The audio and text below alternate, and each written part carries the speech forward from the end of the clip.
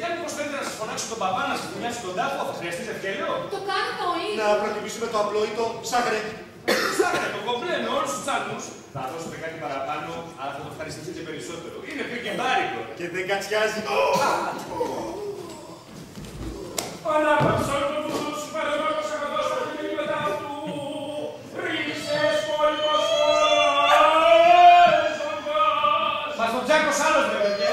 Όλοι τον Παπαλάτο προτιμάνε. Έχει μια φωνή καμπάνο. Σπαμαρότης. Αλλά να, είναι ψυχοσάδολο σήμερα. Είναι λίγο τσιμπημένη κίνηση. Οπότε και εγώ θα πρέπει να σας αφήσω. Πάντως, μαντάμ, κάνετε άριστη επιλογή. Ο Μπάμπης, να ξέρετε, είναι μάστορης. Σ' ό,τι πιάσει με τα χεράκια του. Βιρτουόζος στη λεπτομέρεια. Και με τα σωστά τα εργαλεία για την τελευταία την κατοικία. Τελευταία. Την τελευταία, μαντάμ, την τελευταία. Εδώ πάνω στη γη τουλάχιστον. Ήρθαμε. Κάποια στιγμή θα φύγουμε. Δεν θα δέσουμε πανούκι εδώ πέρα. Άδικο πράγμα ο θάνατος, μαντάμ. Άδικο πράγμα. Αλλά πού να κάνεις τα παράπονά σου. Εγώ το λέω όπως το έλεγε ο Στράτος. Ζητώ ακρόαση Θεού και αλλαγή πλανήτη. Τώρα, μπορεί να μην το λέγει ο Στράτος, να το λέγει ο Κοντολάζος. Ένας από αυτούς τους φωνές τους παλιούς.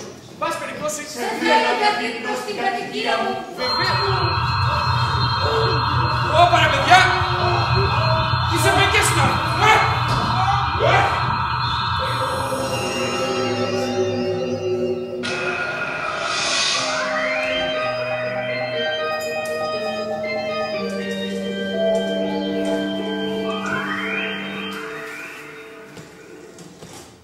Και πότε βλέπουν ουρανό, η γη. Ανάσκελα. Μόνο ανάσκελα. Πώς, ανάσκελα. Στο χώμα ανάσκελα όταν...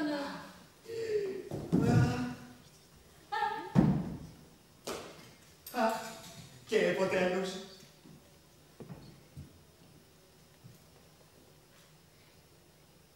Στα κρεβάτια τους ανάσκελα. Όταν... Το λεμόνι, σάπισε. Το λεμόνι δεν σ' άφησε. Πέθανε, το στραγγάλισε. Γιατί,